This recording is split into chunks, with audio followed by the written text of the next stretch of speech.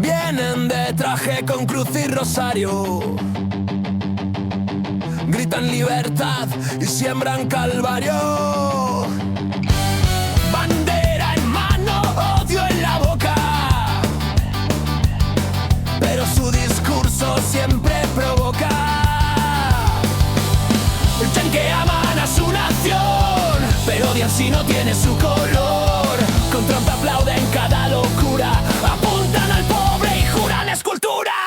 Fascistas del siglo XXI, con corbata y cara de cordero. Vox, mentiras de bandera, quieren guerra en nombre del dinero. Israel bombardea y aplauden de pie, defender niños eso no se ve. Racismo, odio, manipulación, su discurso es solo destrucción.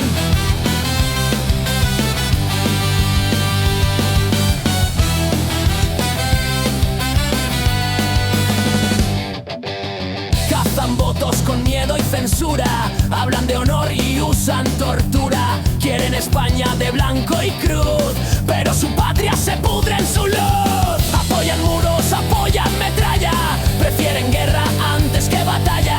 Hablan de Dios y son mercenarios, títeres ruines de intereses contrarios. ¿Dónde está la justicia social? ¿Dónde quedó la dignidad?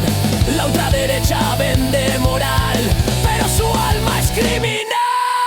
Fascistas del siglo XXI, con corbata y cara de cordero. Vox, mentiras de bandera, quieren guerra en nombre del dinero. Israel bombardea y aplauden de pie, defender niños eso no se ve. Racismo, odio, manipulación, su discurso es solo destrucción.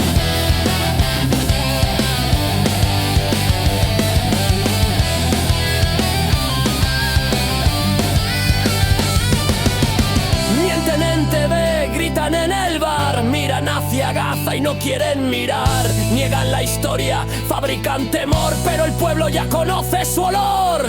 Si eres mujer, inmigrante o gay, para ellos solo eres ley. La ley que odia, la ley que encierra, la ley fascista que busca guerra.